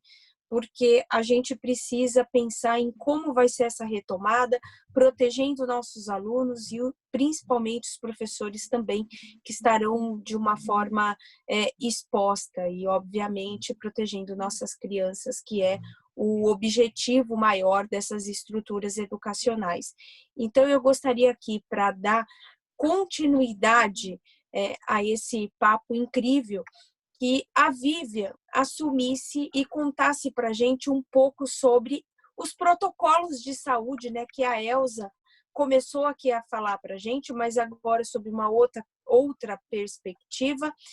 Mas antes eu gostaria aqui de apresentar para vocês quem é a Vivian, é uma pessoa muito especial para mim. A Vivian é uma pessoa que participa de um projeto cívico de cidadania do mandato. Ela é uma embaixadora da mudança, ela é nutricionista e técnica em nutrição com especialização em equipes multidisciplinares. Aqui a gente falou bastante de intersetorialidade, mas a gente também é importante que nessa intersetorialidade haja multidisciplinariedade. Então, a Vivian é uma pessoa que traz esse olhar, mestrado em ensino de ciências de saúde pela Unifesp. Então, ela tem uma grande experiência profissional na área de alimentação escolar, atuação em consultoria em escola e segurança do alimentos. Então, eu gostaria aqui de convidar para agora assumir a palavra a querida Vivian Zola. Bom dia, Janaína, bom dia a todos. Uma honra estar aqui com pessoas que trouxeram falas tão importantes para o que a gente vive nesse momento. Há algum tempo eu procurei a Andréia, porque a gente estava muito preocupado com essa questão de como é que nós vamos voltar, e até então nenhuma manifestação, pelo menos pública, das autoridades estaduais e municipais, e a gente começou a ter essa conversa sobre a possibilidade de juntar mais pessoas e conseguir iniciar um debate maior em torno disso, né?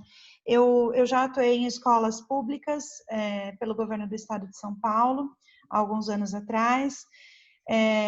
Eu também trabalhei em escolas municipais na região da Grande São Paulo, e há 14 anos eu tenho uma consultoria que atua em escolas privadas no estado de São Paulo e também em 6 parceiras na Prefeitura de São Paulo. E o que eu gostaria de trazer, na verdade, é uma continuidade à fala da professora Elza, que foi excelente, que trouxe assim, um olhar muito amplo para o que a gente precisa nas escolas nesse momento.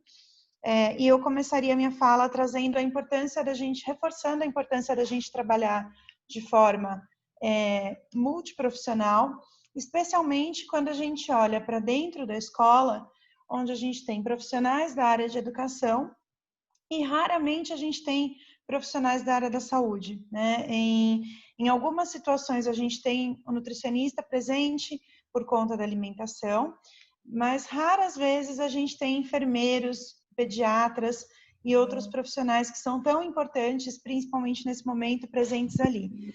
E quando a gente fala em protocolos para retorno das escolas, isso abrange um número de processos a serem visualizados dentro do ambiente escolar enorme, né? E que a gente sabe que para dar conta disso a gente precisa de tempo, Por isso, essa discussão precisa ser iniciada e colocada em prática com antecedência, porque a gente imagina que se o poder público informar, olha, as escolas podem abrir na próxima semana, ninguém vai conseguir se preparar em uma semana de forma adequada para fazer uma reabertura segura, né, e realmente que faça um acolhimento adequado para as crianças e para as famílias. Então, é importante que a gente tenha em mente já iniciar com antecedência, porque as escolas vão precisar passar por adaptações, por formação das pessoas, como a Elza bem colocou, né? E eu vou, como a professora trouxe já a perspectiva de escolas públicas também um pouco na sua fala, pela experiência do Avisa Lá, eu vou direcionar também um pouco da minha fala para as escolas privadas, que também precisam ser orientadas quando a gente fala em informações e diretrizes oficiais, né? Já que a gente tem aí um número de escolas particulares no estado de São Paulo que passa de 10 mil. Então, a gente tem hoje mais de 10 mil escolas fechadas, com os alunos em casa, sofrendo uma grande pressão das famílias, porque também as famílias precisam trabalhar e as crianças precisam voltar para a escola.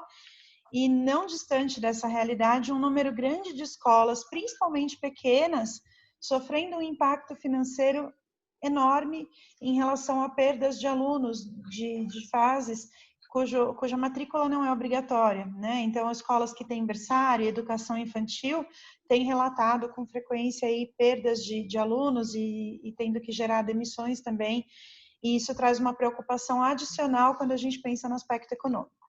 Então, eu colocaria aqui em 5 aspectos, 5 passos, na verdade, para a gente repensar a reabertura das escolas, que seria, primeiro, planejar, depois capacitar, implantar, monitorar e comunicar. Eu acho que esses 5 passos conseguem dar para a gente uma dimensão das ações que a gente precisa desenvolver dentro da escola nesse momento. Planejar o que precisa ser feito. Vai precisar instalar pia? Né? Vai precisar fazer alguma adequação nos espaços? Vai precisar, por exemplo, retirar por um tempo brinquedos de madeira que tem a higienização mais difícil? Né? Precisa retirar de cena as fantasias que as crianças gostam tanto, mas que nesse momento não trazem segurança para o uso dentro do ambiente escolar. Então, o que a gente vai precisar fazer de adaptações dentro da escola? Algumas vão ser estruturais, outras não, né? Mas para que a gente consiga planejar tudo que demanda ser feito e aí, então, começar a capacitar as pessoas. A professora colocou muito bem aí sobre o pesquisador que fez o seu trabalho com as creches de Campinas. O meu mestrado foi também focado em manipuladores de alimentos, mas na perspectiva comportamental e da educação em saúde.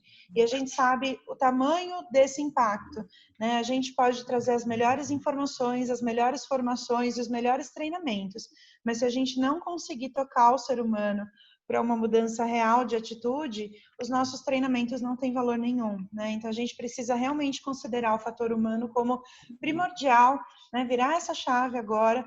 É fundamental que a gente tenha as pessoas, de fato, engajadas, motivadas para adotar esses novos hábitos que a gente precisa adquirir e formar todas as pessoas. A gente precisa formar a pessoa que recebe os alunos na portaria da escola para dar instruções. Por que naquele momento não é interessante um número grande de pais circulando dentro da escola?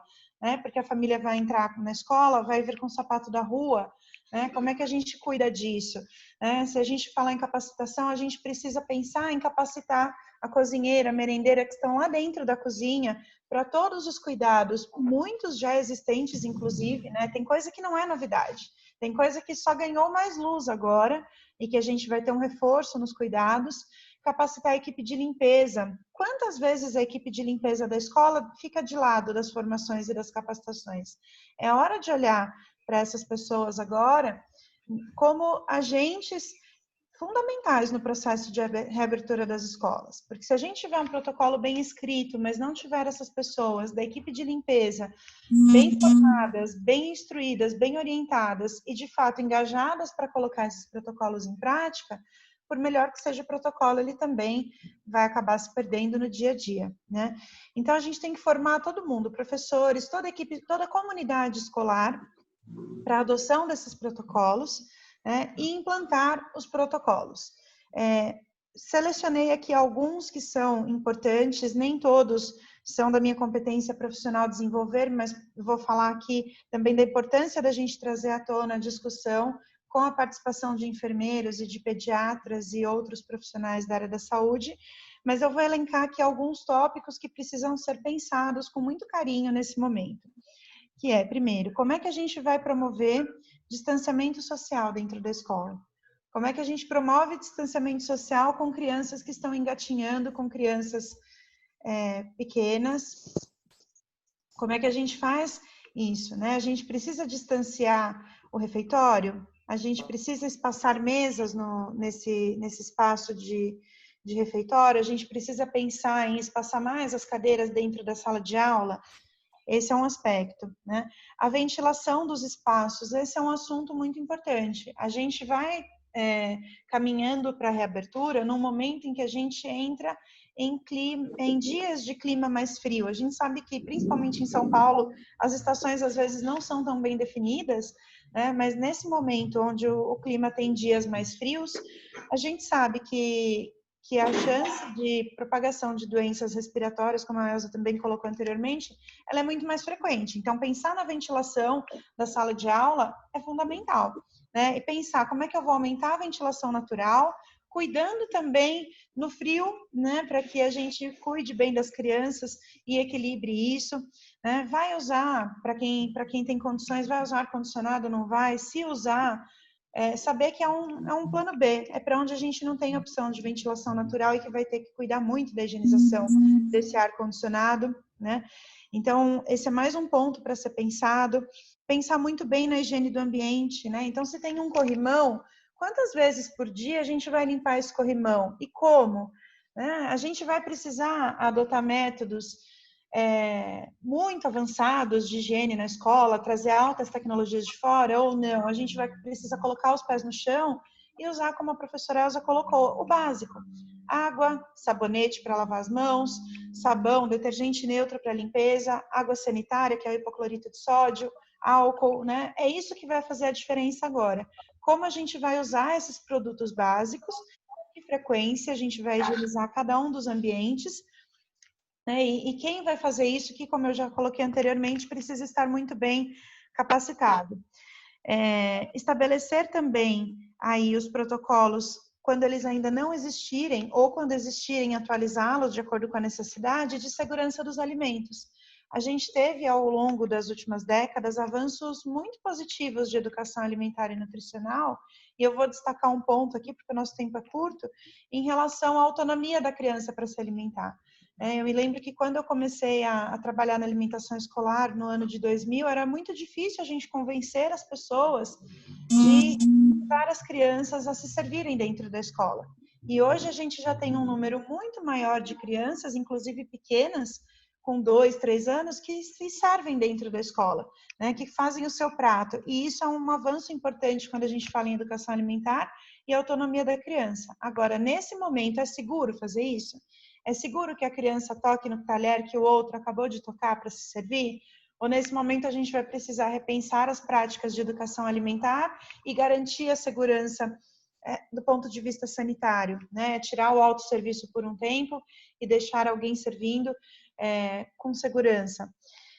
E também os protocolos de produção dos alimentos. Eu vou destacar um aspecto também, que até o momento a gente não tem evidências de que existe transmissão do novo coronavírus, do SARS-CoV-2, por meio alimentar, né? Então, a gente não tem ele tido ainda como um potencial vírus transmitido pelos alimentos, mas outras coisas podem carregar o vírus. Então, as próprias mãos, os utensílios que são utilizados, as bancadas.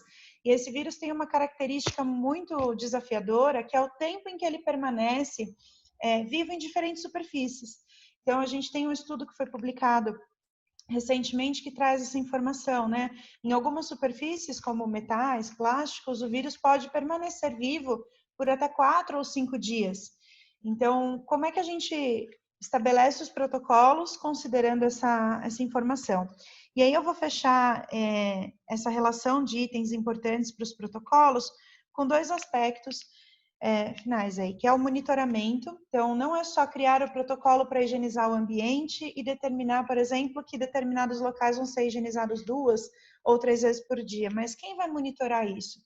Criar um checklist para a sala de aula, disponibilizar o álcool 70 na sala de aula com papel toalha e colocar lembretes ali, né? Fez uma atividade, saiu com os alunos da sala, limpa as mesas, né? Ou como é que a gente vai proceder com tudo isso e como vai monitorar? E, por fim, a gente falou em diversos momentos ao longo desse webinar sobre a comunicação. É a hora da gente trabalhar uma comunicação que seja mais acolhedora, né? Que a gente consiga ter uma escuta ativa de todos os atores envolvidos nesse processo, pensando em comunidade escolar, não só como equipe escolar, mas nas famílias. Porque, ao mesmo tempo que as famílias também precisam enviar os alunos para a escola, elas também têm medo. Então, como é que nós vamos comunicar às famílias de tudo isso com uma escuta que seja realmente ativa, não só superficialmente ativa, mas que ela seja real e que a gente consiga trazer para a comunidade escolar e para as famílias informações transparentes sobre todos os processos que estão sendo desenvolvidos dentro da escola, porque aí sim a gente consegue transmitir uma fala que leve segurança, né? Então, à medida que a gente consegue mostrar tudo o que está sendo feito, a gente consegue levar mais segurança. E aí, voltando para aqueles 5 passos, né, que eu já tinha falado de planejar, capacitar, implantar, e listei as sugestões de pontos para a gente olhar dentro do ambiente escolar, monitorar isso, se isso está sendo eficaz e se isso precisa ser revisto, considerando ainda a possibilidade que se a gente tiver aí casos confirmados de coronavírus dentro da escola, qual vai ser o procedimento? Né? Tem que fechar, tem que fazer um protocolo de desinfecção, a Unicef já traz algumas recomendações, né? Como é que vai proceder nesse momento? E, por fim, o outro passo é comunicar a todos, né? Sociedade, famílias, alunos. Então, a gente precisa, por exemplo, trabalhar muito a questão da higiene das mãos com todos. Então, como é que a gente vai trabalhar a higiene das mãos com crianças pequenas? A gente pode trabalhar isso com o lúdico, com o interativo, né? Mas a gente precisa, nesse momento, levar informação. Então, eu finalizo minha fala, porque a gente ainda tem mais um participante, deixando aqui a mensagem de que acho que quanto mais nós conseguirmos agora levar a informação adiante, construir diretrizes, mais a gente ajuda poder público, mais a gente ajuda famílias e mais também a gente consegue ajudar as escolas, inclusive as escolas públicas que têm infinitas dificuldades para aplicar tudo isso que a gente está falando, né? Muitas limitações, e as escolas particulares que também se encontram em situação bastante delicada nesse momento. Eu agradeço aí, Janaína, Andréa, pelo convite. Obrigada.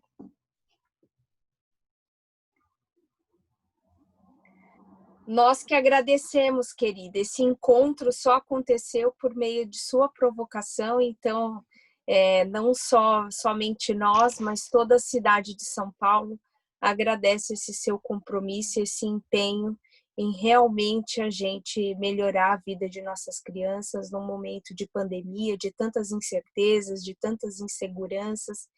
Então, assim, o nosso agradecimento aqui ao seu empenho e à sua dedicação. Foi brilhante a sua fala. Acho que você conseguiu aglutinar em 5 passos muito do que todos os especialistas aqui falaram, mas de um modo resumido. E eu acho que o que fica da sua mensagem são os invisíveis do sistema educacional, né? Principalmente quando a gente fala da limpeza e das merendeiras. Então, assim, foi, por exemplo, no Seminário Internacional de Educação que nós fizemos no ano passado, muitos professores trouxeram para nós o corte dos serviços de limpeza e o quanto que isso impactou a dinâmica da educação em sala de aula. E agora, mais uma vez, com toda essa questão, apresenta esse olhar necessário de dedicação, melhor planejamento e, sobretudo, de escuta desses profissionais que também compõem o sistema educacional da cidade. Então, obrigada por trazer essa importante reflexão para nós.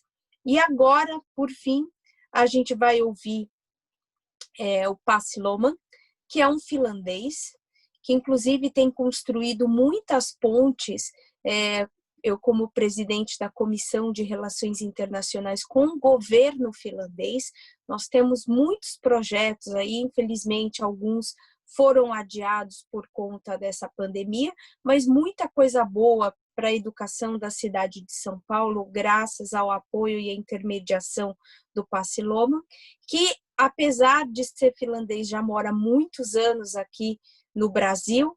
Então, eu quero que vocês escutem agora o Pasi Loman, que é diretor da CEPO, sócio fundador da Vikings of Brazil, palestrante, professor, tradutor e agente literário. Com vocês, Pasi Loman. Muito obrigado, vereadora. Obrigado pelo convite. É sempre um prazer trocar ideias entre Finlândia e o Brasil, mesmo que as realidades são muito diferentes. Tem muita coisa que a Finlândia pode aprender do Brasil e o Brasil pode aprender da Finlândia. Trocando ideias é sempre muito enriquecedor. Então, muito obrigado. Na Finlândia, as escolas também foram fechadas por volta de 2 meses, por causa do coronavírus, mas foram abridos no dia 14 de maio. Mas, por sorte, lá na Finlândia, agora começou as férias do verão, que duram 2 meses, 2 meses e meio, de fato, julho inteiro e metade de agosto. Então, agora eles têm um pouco mais tempo natural que ajudou durante essa pandemia. Mas quais são, então, os planos para o futuro lá na Finlândia? Quando aulas vão voltar, e de fato, durante essas 2 semanas entre dia 14 de maio e final de maio, quando as escolas abriram, já fizeram várias mudanças para lidar com essa crise. Eles mudaram os horários, todas as turmas não vai começar ao mesmo horário, então vai ter menos circulação na entrada. E outra particularidade da Finlândia, que é diferente da realidade de muitas das escolas brasileiras, é que praticamente todas as crianças vão sozinhas para a escola. Então não tem essa circulação de pais, avós, levando e buscando as crianças. Então isso é um fator que é em nosso favor, só por cultura da Finlândia. Ela tem menos trânsito, todos os alunos, todas as crianças estudam perto da sua casa, porque 97% das escolas são públicas. Seu CEP que define onde você vai estudar. Então isso ajuda. Isso era o caso do ensino básico, ensino fundamental 1, fundamental 2. Eles voltaram no dia 14 e ficaram aulas presenciais por 2 semanas até o começo das férias escolares do verão. Ensino médio e ensino superior, recomendação era continuar com ensino à distância. E usei essa palavra recomendação, porque na Finlândia, o governo, o Ministério da Educação, não tem esse direito de mandar escolas fazerem o que eles querem. Eles podem fazer avisos, instruções, dar dicas, mas quem toma as decisões são os municipais. Eles têm muita autonomia na área da educação. Inclusive as escolas têm bastante autonomia a decidir como eles trabalham dia a dia. Mas coisa de abrir e fechar, a decisão fica com as municipais. Então, o que mudou durante essas 2 semanas que aulas voltaram para a educação básica era realmente esses horários diferenciais com turmas diferentes. Horário de almoço também foi distribuído de forma diferente. Normalmente, praticamente todos os alunos almoçaram ao mesmo tempo, comida gratuita. Agora, as turmas vão para horário de almoço em turmas menores. E no Fundamental 2, já temos bastante professores especializados, professor de inglês, professor de música, professor de educação física. Mas durante essas 2 semanas que aulas voltaram a ser presenciais, foi decidido que é melhor que só vai ter um professor ou uma professora para cada turma. Era óbvio que nesse tempo a qualidade de ensino vai cair um pouco, porque um professor não consegue ser especialista em matemática, em música, idiomas, tudo mais. Mas foi considerado que para nessa época inédita, com crise de pandemia, foi melhor tomar essa decisão para diminuir o número de contatos entre os professores e alunos. Obviamente foram aumentados protocolos de limpeza, higiene, e o que vai mudar para frente também, não só durante as 2 semanas que as escolas foram abertas, mas depois das férias, a recomendação é continuar ensino num formato híbrido.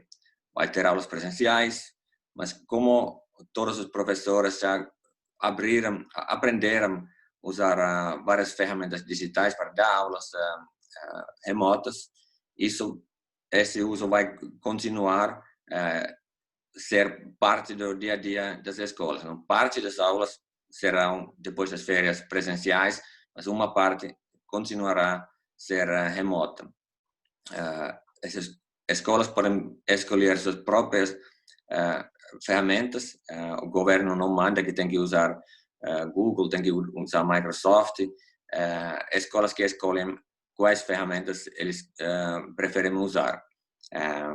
E uma das dificuldades no ensino híbrido, ensino à distância, que os professores relatam, é como manter atenção e motivação dos alunos.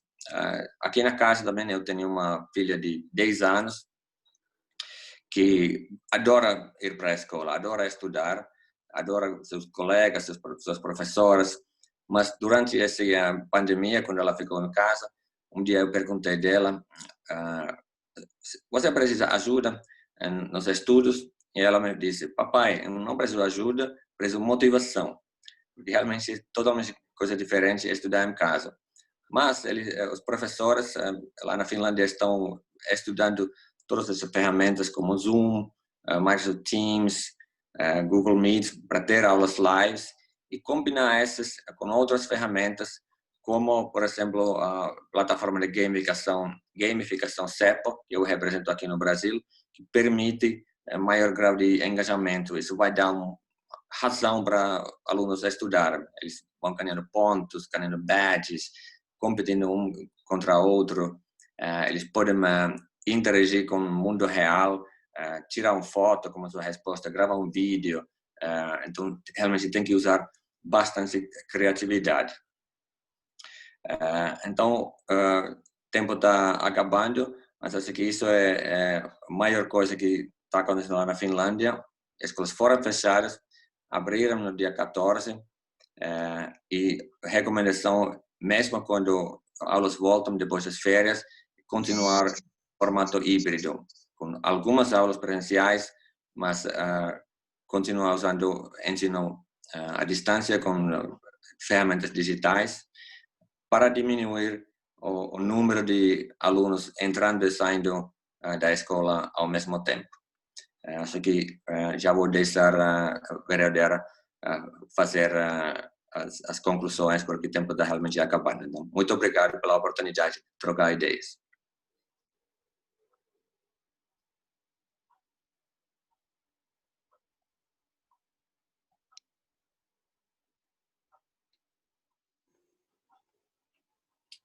Obrigada, Paz. Foi muito bom.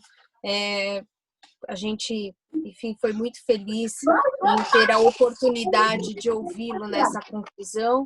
Peço mais uma vez, por gentileza, para todos que não estiverem falando, para deixarem os microfones no mudo, para que assim todos possam ouvir os nossos participantes. Felizmente, Chegamos após uma manhã maravilhosa, ouvindo diversos especialistas renomados, pessoas que agregaram aqui um posicionamento de política pública, inspirando todos os agentes públicos nesse momento. Então, eu quero muito agradecer a todos os especialistas aqui, ouvindo Gabriel Correia, do Todos pela Educação, o Instituto Avisalá, representado por Cisele Ortiz e Elza Corsi de Oliveira. A gente teve a oportunidade de ouvir a Vivian Zolar, que além de tudo é nossa embaixadora da mudança, e Passi Loman, diretor da CEPO, trazendo então formas de engajamento nesse momento de isolamento social. Então, com isso, a gente sai com uma nova perspectiva. Eu gostaria muito aqui de que esse papo não parasse por aqui, que a gente pudesse, a partir desse momento, desse encontro, pensarmos em ações concretas. Por isso, vamos compilar todas as informações e seguir debatendo. Os canais foram abertos com a sociedade, com as famílias e principalmente com a escola. E como legislativo, eu quero muito e posso fazer muito, mas para isso a gente vai estabelecer esse canal para que ele de fato renda transformações para todos nós. Então, com isso eu quero agradecer todos vocês que entraram, que se inscreveram, que participaram desse debate.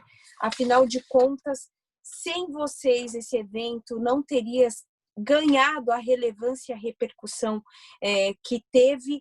E educação não tem preço, mas a falta dela tem um custo. Então, é com isso a gente tentando minimizar o custo de uma nação sem educação é que a gente está aqui hoje, porque a educação é a arma mais poderosa que podemos usar para mudar o mundo. E em tempos de pandemia, somente assim que a gente vai garantir um mundo muito melhor, porque o que a gente percebeu, ouvindo todos os nossos especialistas, que a solução da retomada da educação não é uma solução individual, é uma solução coletiva e envolve todos nós. Muito obrigada à presença de todos e parabéns a todos os envolvidos. Muito obrigada e seguimos com esse debate, o canal está aberto.